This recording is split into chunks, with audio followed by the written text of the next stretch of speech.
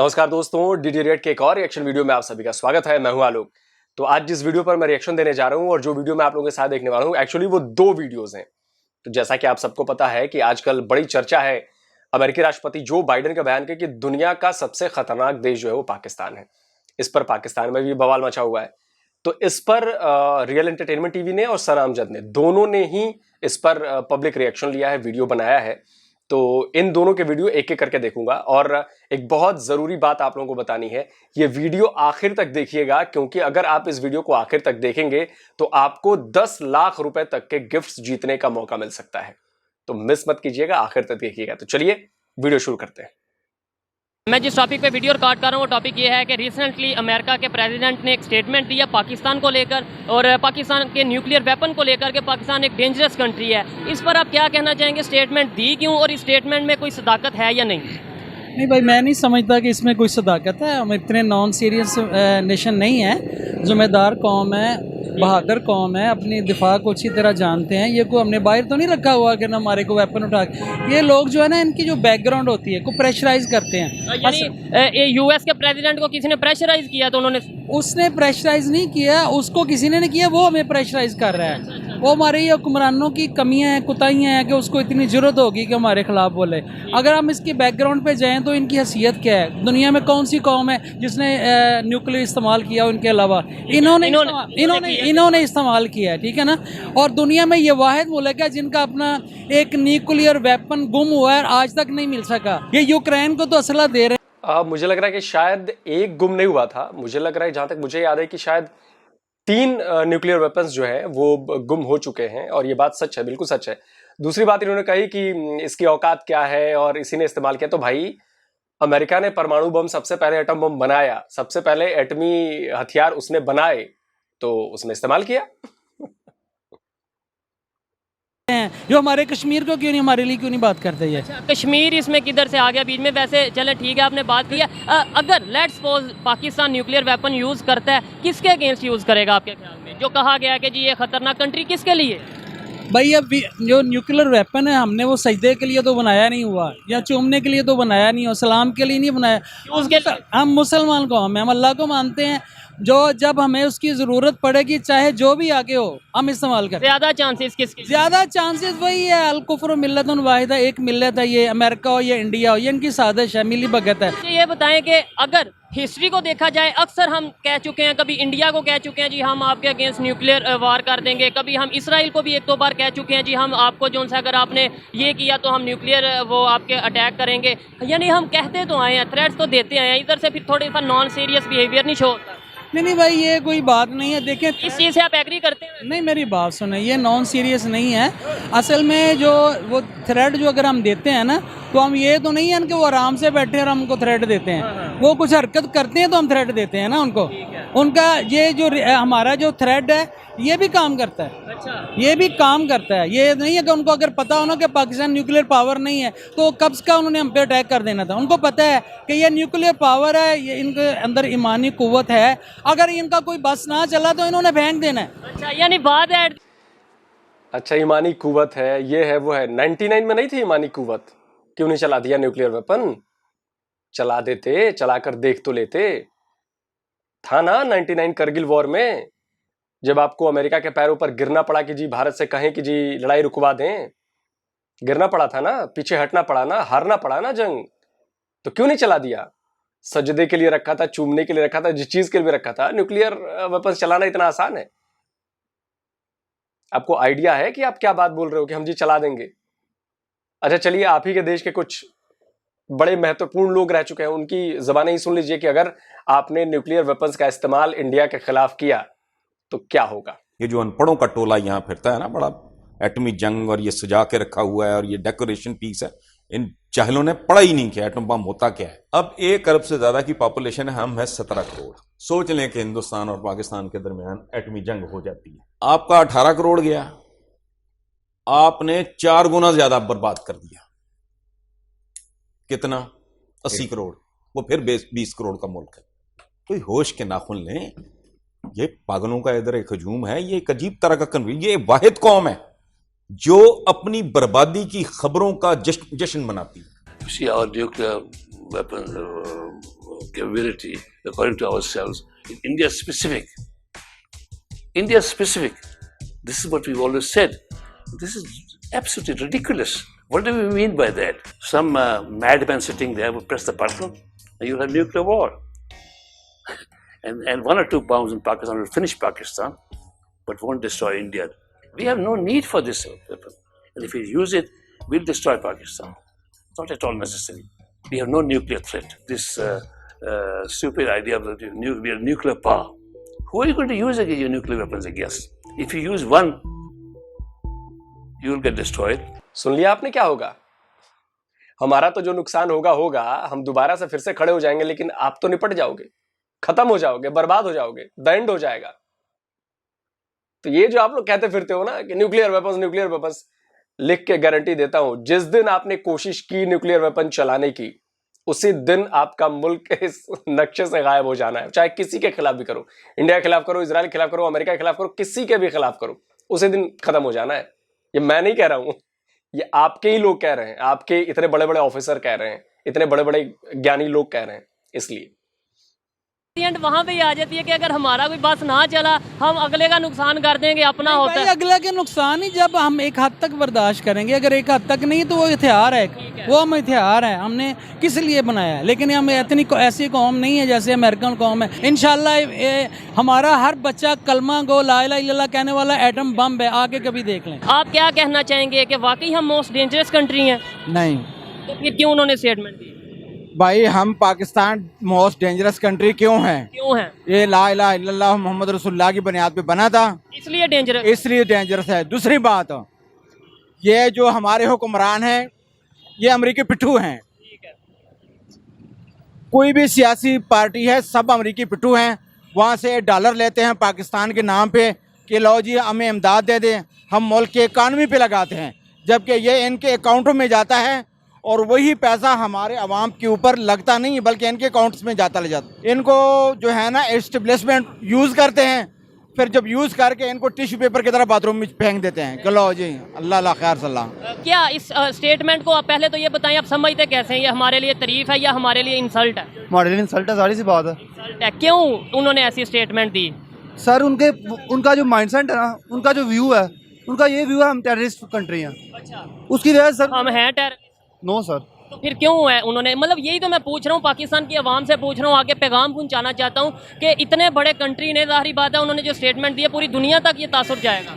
Sir बात पता क्या है, वो विजन देखते हैं हमारे सियासतदानों का, तो सर हमारे सियासतदानों का विजन जो है बिल्कुल ही कमज़ोर विजन है। मतलब गलती हमारी है? गलती सर हमारे पॉइंट के ऊपर है। सर वो सारे लिहाज से देख के ना, एनालाइज करके इस हिसाब से सर वो बात कर रहे हैं कि किस हिसाब से डेंजरस है। और सर हमें उनका पॉइंट ऑफ व्यू यही है कि डेंजरस कंट्री इस हिसाब से टेररिस्ट कंट्री है। उनसे सर उनके आम लोगों को भी ना एक मीडिया वाले ने इंटरव्यू किया, उनका सर पॉइंट ऑफ व्यू ये है पाकिस्तान टेररिस्ट कंट्री है। हमारा लिटरेसी रेट अभी तक मैक्सिमम 50% से भी नीचे है। जो एजुकेशन का सिस्टम है, अब 50% तो लिटरेसी रेट है, और जो एजुकेशन जो 50% को मिली है वो किस तरह की है? वो आप बिल्कुल सर एजुकेशन सिस्टम हम ठीक करेंगे, हमारा यूथ जितना ज़्यादा हमारा यूथ है ना सर, हम दुनिया में राज कर सकते हैं। जी वो स्टेटमेंट मैंने सुना है, बेसिकली बहुत ही गैर ज़िम्मेदाराना उनका वो बेसिकली स्टेटमेंट है। देखें, अगर पाकिस्तान इतना ही अगर डेंजरस होता तो जो वेपन वहाँ से आ रहे हैं, कहाँ से, जो अमेरिका बेसिकली पाकिस्तान को सप्लाई कर रहा है, वो क्यों कर रहा है? सेल्फ डिफेंस हर कंपनी का एक कंट्री का बेसिकली एक होता है, पहला हक होता है, प्रायोरिटी होती है। प्रायोरिटी हमारी भी यही प्रायोरिटी है। और अगर हम इस अपने वेपन को यूज़ करेंगे तो हमारा सबसे बड़ा दुश्मन बेसिकली इंडिया है। तो हमें जब उनको इस चीज़, इंडिया इसमें कैसे मतलब बीच में आ गया आपको? मतलब लेट्स सपोज उन्होंने जो हमें इशारा दिया ना, उन्होंने इशारा जो उन्होंने दिया, उन्होंने कहा हम खुद पाकिस्तान के लिए डेंजरस है, अगर नुकसान पहुंचाएंगे ये खुद अपने आप को पहुंचाएंगे। इंडिया का तो इसके अंदर कोई इस तरीके से लिंक नहीं बन रहा। बेसिकली जो मैंने देखा है, हाइप जो क्रिएट की हुई है ना उस स्टेटमेंट की, वो इंडिया की तरफ से है, और हमारे जो बेसिकली मैं बात करूँ टॉप लीडरशिप है उनकी तरफ से उस बयान के खिलाफ को खातिर खा रिस्पॉन्स नहीं आया। जो इमरान खान ने वो कहा कहा है, और इसके अलावा जो सा शहबाज शरीफ की तरफ साहब की तरफ से भी कहा यह गया है कि हमने मजम्मत की है। हाल ही मजम्मत करने से पहले होता तो कुछ नहीं। किसी भी कंट्री के साथ मसला होता है हम सबसे पहले ये कहते हैं जी हमारे पास न्यूक्लियर वेपन है, हम एटॉमिक पावर है, तो लो जी अगर ऐसा हुआ तो हम बम फेंक देंगे।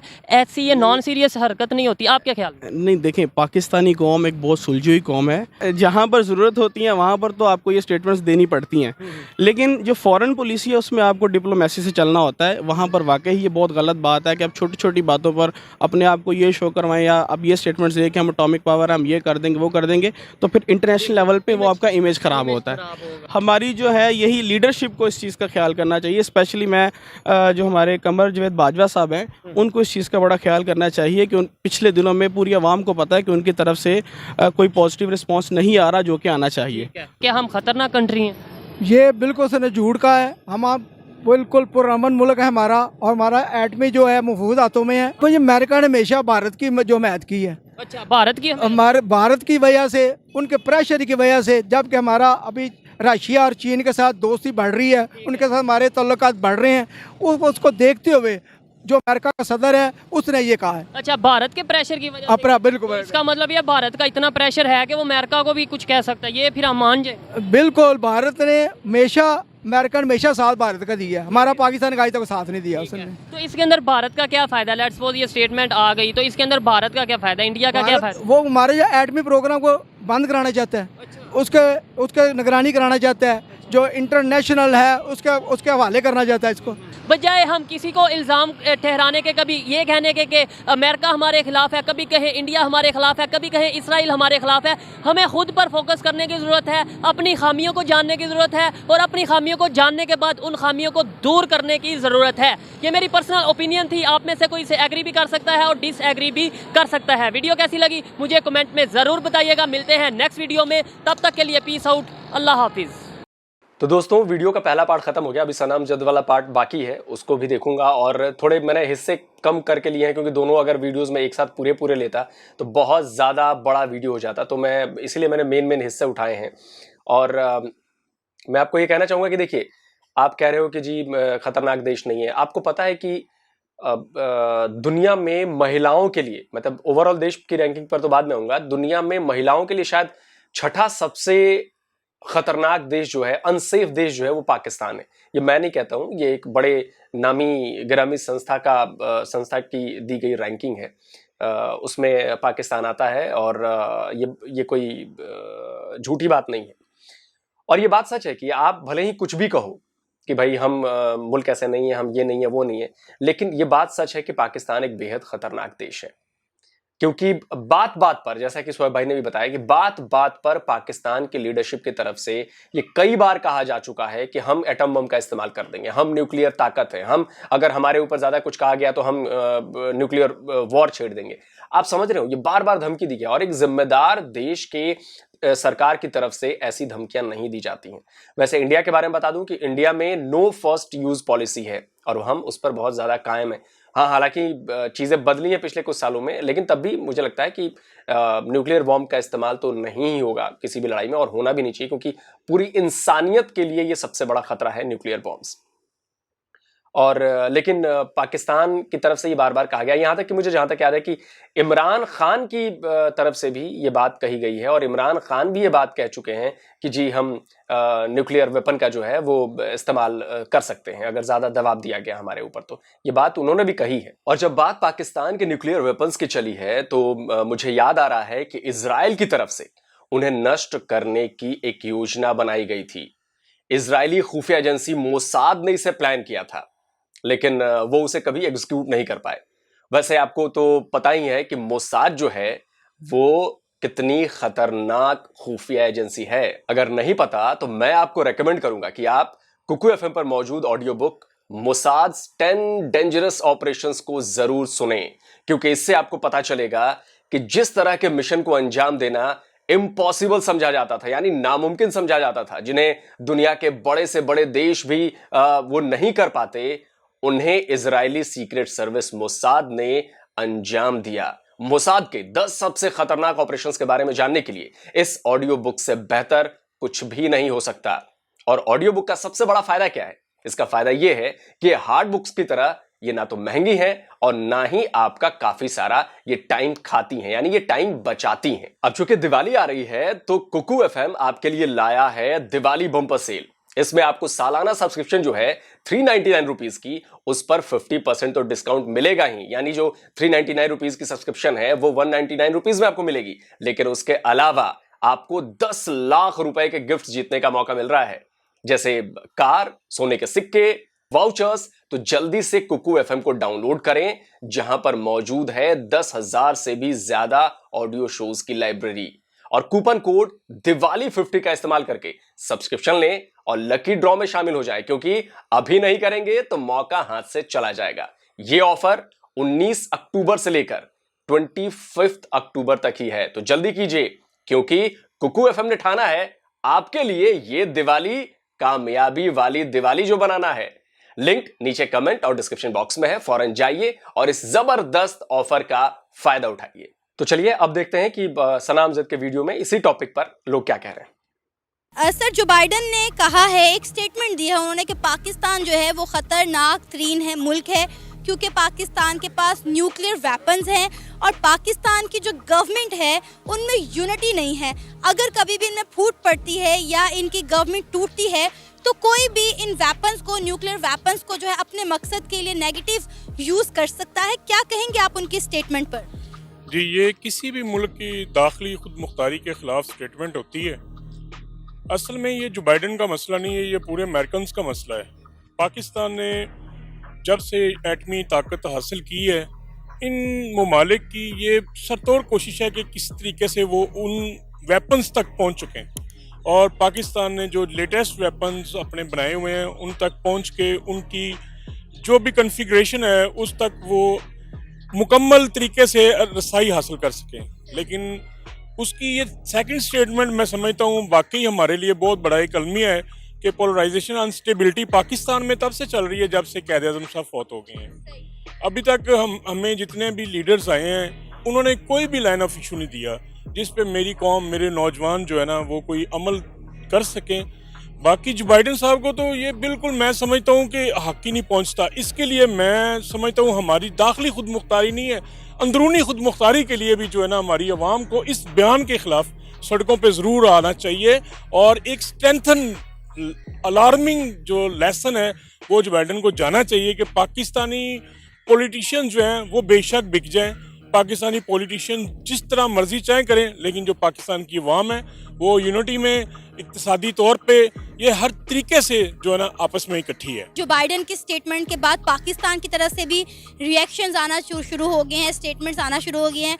पाकिस्तान के वजीर खारजा बिलावल भुट्टो जरदारी ने कहा है कि अगर जो बाइडन पाकिस्तान के बारे में ये कह रहा है तो उन्हें अमेरिका की जो सिक्योरिटी है न्यूक्लियर पावर के हवाले से उस पर भी सवाल उठाना चाहिए, क्योंकि रिसेंटली इंडिया ने जो है वो हम पर एक ब्राह्मोस मिसाइल जो है वो एक्सीडेंटली फायर कर दिया था। तो क्या ये सवालिया निशान जो है वो इंडिया पर खड़ा नहीं होता कि इंडिया के जो न्यूक्लियर वेपन्स हैं वो सेफ नहीं है, या उनको भी वो जो उनकी सेफ्टी है वो कौन देख रहा है? देखिए, आजकल जंग वेपन्स की जंग नहीं रह गई। इस बात ने दुनिया को बावर करवा दिया है कि कोई भी जीन्स, कोई भी जेनेटिक्स जर्म्स जो है ना आप लेबॉर्ट्री जनरेट करके उनके वेपन्स को वेपन्स में वहीं मुब्तला रख सकती हैं। वो ममालिक जो है ना उन्होंने जेनेटिक्स में, मेडिकल की इश्यूज़ में इतनी ज़्यादा तरक्की की है कि अब वेपन्स की मैं समझता हूँ जंग नहीं रहेगी। अब ज़्यादा इक़्तिसादी तौर के बाद, इक़्तिसादी उमूर के बाद ये जंग दूसरी जंगों में तब्दील हो रही है, जो जिसको हम 5th वार जनरेशन का नाम दे रहे हैं। अमेरिका जिस हिसाब से बात कर रहा है वो एक और है, लेकिन हमारी आर्मी मेरा ख्याल है best army in the world है, और तमाम जितने भी अदारे हैं वो सब बेस्ट हैं। और ये जो न्यूक्लियर वेपन है असल में उनको खुद से टेंशन है हमारे वेपन से। एक बात बताइए, अगर आपकी आर्मी दुनिया की नंबर 1 आर्मी है तो अब तक तो कश्मीर आप लोग को मिल जाना चाहिए था ना। 4 लड़ाइयां हुई, उनमें 3 तो बेसिकली बिल्कुल कश्मीर के लिए हुई, तो क्यों नहीं कश्मीर आप अब तक ले पाए? अगर आर्मी इतनी बेस्ट है तो, अगर आपकी आर्मी इतनी बेस्ट थी तो 1971 की वॉर में आप आधा मुल्क गंवा क्यों बैठे? अगर आपकी आर्मी इतनी शानदार है, इतनी जबरदस्त है, तो 84 में आप सियाचिन क्यों गंवा बैठे? आपकी आर्मी इतनी जबरदस्त है तो भाई वो 26 फरवरी को जो इंडियन एयरफोर्स के जेट्स घुसे थे उनको आप डिटेक्ट क्यों नहीं कर पाए, उनको आप रोक क्यों नहीं पाए? इतनी बेस्ट है तो चलिए, उससे कौवे मार के आ गए, वो पेड़ गिरा कर आ गए, वो रोक क्यों नहीं पाए? आपके घर में घुस के मारा उन्होंने, तब भी न रोक पाए आप। इतनी बेस्ट है आपकी आर्मी। अगर आपके इदारे सारे इदारे बेस्ट हैं तो भाई अब तक आपका देश जो है वो डेवलप क्यों नहीं कर रहा है? आपके देश की इकोनॉमी अच्छी क्यों नहीं हुई? आपके देश की एजुकेशन अच्छी क्यों नहीं हुई? आपके देश का इंफ्रा अच्छा क्यों नहीं हुआ? आपके देश में टेक्नोलॉजी क्यों नहीं आ रही? आपके देश का स्पेस साइंस रिसर्च सेंटर जो है सुपार्को, वो बेहतर क्यों नहीं कर पाया? आज तक एक रॉकेट नहीं छोड़ पाया, क्यों? अगर सारे इदारे आपके बेहतर काम कर रहे हैं तो सही सही बोल दिया कीजिए भाई साहब, गलती स्वीकार करने में कोई हर्ज नहीं होती। चलिए, इसलिए वो हमें ये मिसगाइड्स कर रहे हैं कि ये किसी तरीके, हाँ इनमें थोड़ा साइड इफ़ेक्ट ज़रूर है, बल्कि फर्स्ट स्टेप का इफ़ेक्ट है कि हम लोगों की यूनिटी नहीं है। अगर हमारी यूनिटी बन जाए ना तो ये हमसे एड लिया करें, हम इनसे नहीं। इंडिया का जो है ब्राह्मोस मिसाइल पिछले दिनों पाकिस्तान की जानिब मिसफायर हो गया था, तो क्या पाकिस्तान के साथ साथ इंडिया के न्यूक्लियर सेफ्टी पर सवालिया निशान नहीं बनता? नहीं, लाजमी बात है। देखें, उनका वो बेसिक मिसफायर नहीं हुआ, उन्होंने अपनी तरफ से तो एक्यूरेट जो भी करना था वो किया, लेकिन वो हमें अल्लाह ने अपनी रहमत से सेफ रखा। और कुछ हम लोगों की जो माशाल्लाह आर्मी है वो दी बेस्ट है, उसने ऑलरेडी उनको उसी टाइम ही बता दिया। और ये जो बिलावल साहब बोलते हैं कि नहीं बता दिया, आपको पता भी नहीं चला। पहले तो खबर आई थी कि कोई हेलीकॉप्टर क्रैश हो गया, आपका पता भी नहीं चला आपकी आर्मी को। आपकी आर्मी डिटेक्ट ही नहीं कर पाई। अगर डिटेक्ट करती तो उसने मार के क्यों नहीं गिराया? जब आपकी एयर स्पेस में कोई मिसाइल जैसी चीज डिटेक्ट हुई है तो आपने उसको मार कर गिराया क्यों नहीं? आपकी आर्मी को पता ही नहीं चला। अब वो छापने के लिए कह लीजिए भाई, आप सबसे पहला सवाल तो ये, आपने मार के क्यों नहीं गिराया भाई? अगर पता चल गया आपको तो डिटेक्ट ही नहीं कर पाई है आर्मी। आपके पास ऐसे इक्विपमेंट्स नहीं है जो ब्रह्मोस को डिटेक्ट कर पाए। वो ऐसा हुआ, वो वैसा हुआ। बेसिक वही यूनिटी की फिर बात आ गई ना कि हम लोग कमेंट्स तो करते हैं लेकिन अंदर को नहीं ना फॉलो कर रहे। हमें बेसिक अंदर देखना चाहिए कि अंदर क्या है। सर, ये जो ब्राह्मोस मिसाइल इंडिया का गलती से मिसफायर हुआ था या जो भी मामला थे, इंडिया ने बाद में इस पर तफ्तीश करते हुए, तहकीक करते हुए जो है अपने 3 जो ऑफिशियल्स थे उनको ड्यूटी से फायर कर दिया था। फायर कर दिया था, बिल्कुल। वो इसीलिए उन्होंने फायर किया कि that is his mistake. But ऐसा कैसे हो सकता है कि ये मिस्टेक, ये कोई छोटा पटाखा तो नहीं ना चल रहा जो दूसरी कंट्री पे जा रहा है और ये एक बड़ा, हम बोलेंगे कि छोटा सा एक मिसफायर है। तो ऐसा नहीं है। असल में इंडिया भी चाहता तो बहुत कुछ है लेकिन उसको उधर से मिलता नहीं है। वाई? बिकॉज देखिए, इंसानी गलतियां हो जाती हैं। मैं आपको एग्जांपल देता हूं। मुझे याद है कि आपके ही एक पायलट थे F-16 के, उन्होंने अपने ही साथी F-16 के पायलट को मार दिया था। उनका प्लेन शूट डाउन कर दिया था। आपको यकीन ना आ रहा हो तो जाके आप पढ़ लीजिएगा, पता कर लीजिएगा। इसे इंसानी गलती की वजह से।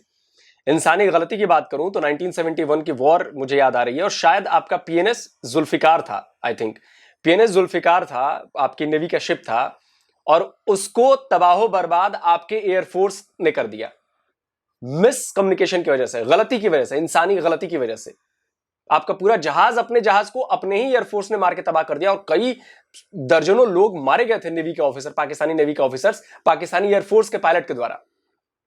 तो आप लोगों को यह बातें भी याद रखनी चाहिए कि गलतियां होती हैं, और इंडिया से गलती हुई, मिस्टेक हुई, इंडिया ने उसके लिए खेद व्यक्त किया, इंडिया ने उस पर कार्रवाई करते हुए उन 3 ऑफिसर्स को निकाल दिया नौकरी से।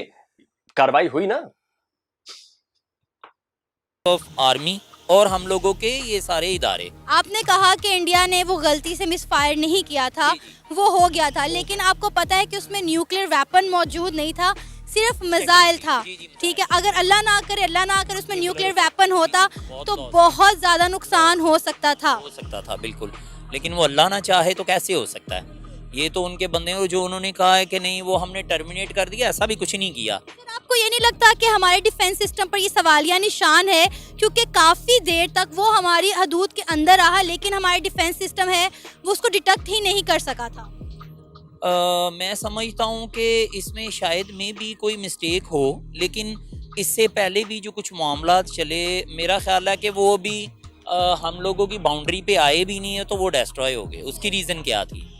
तो कभी अगर मेरा ख्याल है 100 में से 1 टाइम 2 टाइम मिस्टेक भी हो जाए तो मेरा ख्याल है उसको हम मिस्टेक नहीं कहते। तो ये होना तो नहीं था चाहिए, ये उधर ही उनकी तरफ गिरना चाहिए था, लेकिन वो इधर आ गया तो ऑब्वियसली इन लोगों की भी थोड़ी सी मिस्टेक हुई कि क्यों नहीं उस चीज़ को फोकस हो पाया। तो इसमें भी इंशाल्लाह ऐसा ऐसा फिर कुछ ना कुछ तो बेहतरी होगी। मेरे ख्याल से बिल्कुल झूठ है, वो बुज़ुर्ग आदमी है, मेरे ख्याल से अमेरिका के सबसे बूढ़े बुज़ुर्गों में से हैं। ये तो ये नहीं हो सकता, ये नामुमकिन है। हमारे अल्हम्दुलिल्लाह जो एटमी जो भी है, एटमी के जितने भी है सेफ़ है। इससे पहले इससे भी ख़तरनाक हालात रहे हैं जरदारी दौर में, मुशर्रफ दौर में, अल्हम्दुलिल्लाह ये सेफ़ हैं, बिल्कुल सेफ़ हैं। तो शायद हो सकता है वो बुज़ुर्ग हैं तो उनसे कोई ऐसी बात हुई हो। ऐसी बातें हमारे गली मोहल्ले के बुज़ुर्ग भी करते हैं, तो इनको इग्नोर ही करना चाहिए। नहीं, उनके ऊपर भी ये सवाल उठता है जो है ना, बेसिकली आप ये देखें इंडिया गैर मुस्लिम है, तो पूरी दुनिया में ये एक तारीख है कि मुसलमान के मुखालिफ ही काफिर आया। तो इंडिया से तो 1000 गुना बेहतर है हमारा जो ये डिफेंस सिस्टम है, मिसाइल सिस्टम जो 1000 गुना बेहतर है। तो ये बिलावर ने भी जो कहा है तो बिल्कुल ठीक है, लेकिन अमेरिका के कुछ मफादात आपको ये बताया कि ये सास और बहू वाला खेल है। लेकिन कुछ हमारी बदकिस्मती है कि हमारे सियासतदान भी कुछ इतने अच्छे नहीं हैं कि वो जब इनके टुकड़ों पे ही पलते हैं अमेरिका के। आपने कहा कि हमारा डिफेंस सिस्टम इंडिया से बहुत बेहतर है, तो मैं यहाँ पे आपको करेक्ट करूँ, इंडिया अपने डिफेंस सिस्टम को लेकर हमसे बहुत गुना ज़्यादा आगे है। उन्होंने बहुत ज़्यादा जो है डिफरेंट तरह के वेपन्स जो हैं वो लॉन्च किए हैं, डिफरेंट मिसाइल लॉन्च किए हैं, जंगी बेड़े जो उन्होंने वो तैयार किए हैं। उसके अलावा उन्होंने जो है एयरक्राफ्ट जो कैरियर हैं वो तैयार किए हैं। मतलब वो बहुत आगे हैं, उनके पास सबमरीन्स हैं, हर तरह का वेपन्स, हर तरह के मिसाइल उनके पास हैं। लेकिन हम मोहताज हैं हर चीज़ के लिए चाइना के।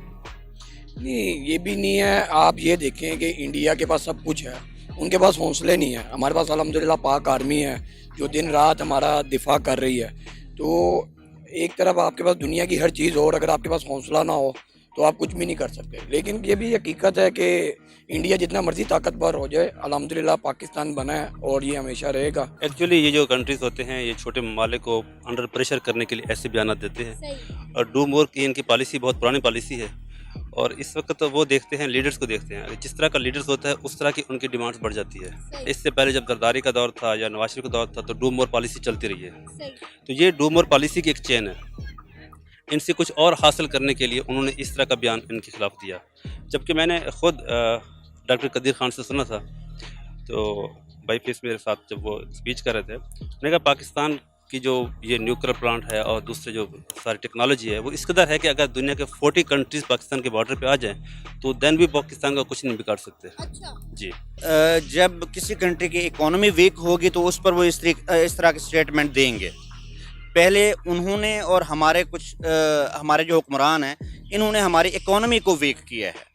जब इकोनॉमी स्ट्रांग नहीं होगी, इंडिया के जिस तरीके से अभी बात की है, बहुत ज़्यादा इस तरह के कोलैप्स हैं। जैसे ये मिसाइल वाला नहीं, उनके बिल्कुल कॉमन लेबर मैन के पास कई दफ़ा यूरेनियम पकड़ी गई है, लेकिन कुछ भी इस तरह का उनके ऊपर कोई एक्शन नहीं और उनको कोई कंसर्न नहीं उससे। बाकी अरे भैया, आपने पढ़ाई लिखाई की है यूरेनियम के बारे में? हर यूरेनियम से एटम बॉम्ब नहीं बनता, और यूरेनियम का इस्तेमाल और भी कई चीजें इस्तेमाल उसमें होती हैं, जो घरेलू चीजों को बनाने में भी कई जगह यूरेनियम इस्तेमाल होता है। आपको नहीं पता है तो जाके पढ़ लीजिए, कई ऐसे प्रोडक्ट हैं जिसमें यूरेनियम का इस्तेमाल किया जाता है, और हर यूरेनियम जो है उससे एटम बम नहीं बन सकता। और ये नहीं है कि हाथ में लेके चल दिए यूरेनियम मिल गया जी। यूरेनियम दुनिया की बहुत दुर्लभ चीज है, बहुत दुर्लभ खनिज है, वो ऐसे नहीं मिलता। क्या यार, आप लोगों को नॉलेज ही नहीं है कुछ यार।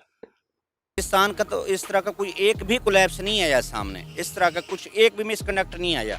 इंडिया भी हमारे ऊपर फुल, उसको पता है कि अगर मैं एक्सपेरिमेंटली भी, उसने एक्चुअली ये एक्सपेरिमेंट ही किया था मिसाइल वाला, उसने हमारा आगे रिएक्शन चेक करना था कि हम उसके रिस्पांस में क्या करते हैं, तो हमने उसके रिस्पांस में कुछ भी नहीं किया। जस्ट एक जो है ना बिल्कुल एक कहें कि बिल्कुल सिंपल सा एक स्टेटमेंट सा दे दिए। बिल्कुल हमने कोई रिस्पांस नहीं दिया था, लेकिन उन्होंने इसके खिलाफ तहकीक करते हुए अपने 3 जो अफसरान हैं उनको फायर कर दिया था, नौकरी से हमेशा के लिए निकाल दिया था, उनको सज़ा दी गई थी इंडिया की जानिब से। और ये इंडिया ने ही सारी इसके ऊपर जो है वो तहकीक वगैरह की, और इंडिया ने ही जो है मिस फायर होने पर अपने 3 अफसरान को जो है वो निकाल दिया था। हमने बेशक इसका कोई जवाब नहीं दिया, वो एक अलग बात है। नहीं, ये सारा ड्रामा है अपने ऑफिसर्स को निकालना। ये रियल में एक्चुअली उनका हमारा रिस्पांस चेक करना था कि हम उनको रिस्पांस किस तरीके से देते हैं। तो रिस्पांस एज यूजुअल जिस तरीके से आज तक हम देते हैं हमने वैसा ही दिया है। ये था हमारा आज का प्रोग्राम। आपने जानी पाकिस्तानी अवाम की राय। आप भी अपनी राय का इजहार कर सकते हैं नीचे दिए गए कमेंट सेक्शन में। इसी के साथ मुझे इजाज़त दे, पर जाने से पहले हमारे चैनल को सब्सक्राइब करें, वीडियो को लाइक करें और शेयर करें। अल्लाह हाफ़िज़। तो दोस्तों वीडियो ख़त्म हो गया और आपने देखा कि वीडियो में किस तरह से पाकिस्तान के लोगों ने जो है वो बातें कही हैं। देखिए, पाकिस्तान की सबसे बड़ी दिक्कत पता है आप लोगों की क्या है? कि आप लोग अपनी गलती मानते ही नहीं हो। आपको अपनी कमियां माननी ही नहीं होती है, क्योंकि आप एक झूठी शान के गुब्बारे के अंदर हो। और अपनी झूठी शान जो आपकी है, जिसमें कहा जाता है कि भाई आप ये मतलब मानते हो कि भाई आप ही बेस्ट हो, आपके आगे दूसरा कोई नहीं है और दूसरा कोई हो भी नहीं सकता, कोई काफिर नहीं हो सकता आपसे बेस्ट। और इसी झूठी जिद ने आप लोगों की हालत पूरी दुनिया में खराब कर रखी है, पाकिस्तान की हालत खराब कर रखी है। अच्छा, मैं आपको बताता हूं, आपको मैं दिखाता हूं ग्लोबल पीस इंडेक्स 2022 का डेटा। ये वो रैंकिंग है जिससे पता चलता है कि उस देश में कितनी शांति है, कितनी व्यवस्था अच्छी है।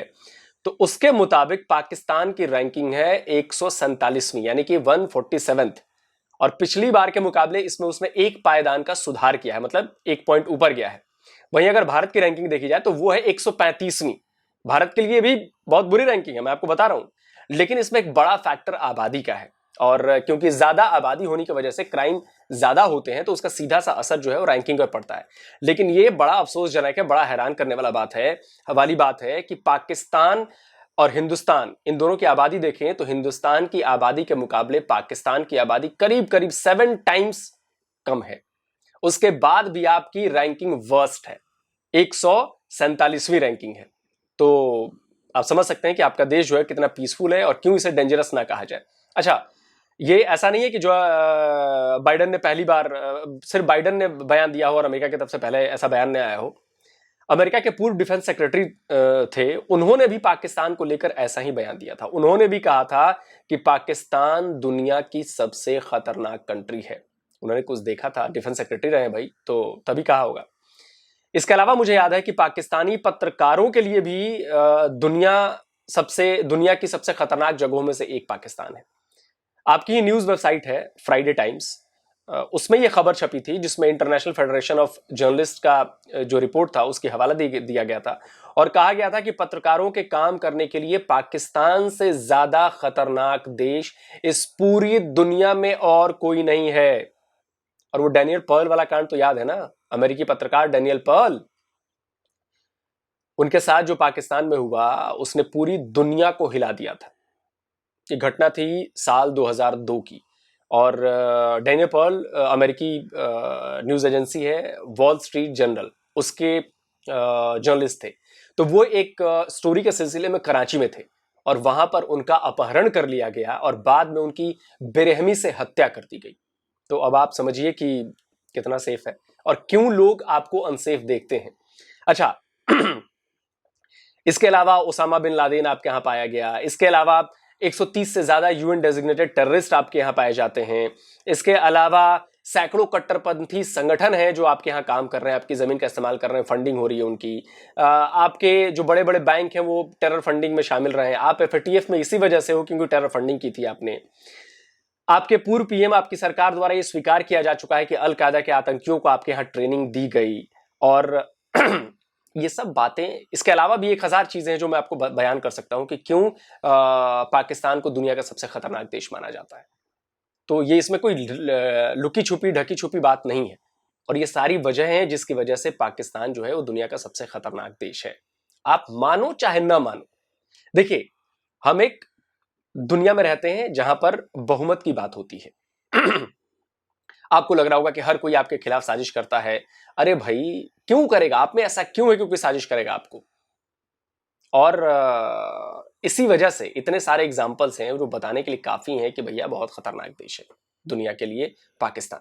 वक्त वीडियो को खत्म करने का हो गया है, लेकिन आपको याद दिला दूं, कुकू FM पर जाइए और ऑडियो बुक मोसाद्स 10 डेंजरस ऑपरेशंस को जरूर सुनिए, जिससे आपको पता चलेगा कि क्यों मोसाद को दुनिया की सबसे खतरनाक सीक्रेट सर्विस कहा जाता है। और हां, कुकू FM की दिवाली बम्पर सेल 19 से 25 अक्टूबर तक चल रही है। Diwali special coupon code Diwali 50 का इस्तेमाल कीजिए, एनुअल सब्सक्रिप्शन पर 50% के डिस्काउंट के साथ साथ आपको 10 लाख रुपए तक के गिफ्ट जीतने का मौका भी मिल सकता है, जैसे कार, सोने के सिक्के, वाउचर्स। तो इसका लिंक मैंने अपने डिस्क्रिप्शन और कमेंट बॉक्स में डाल दिया है, वहां जाइए और इस बम्पर ऑफर का लाभ उठाइए। जल्दी मिलता हूं एक और नए वीडियो के साथ। जय हिंद।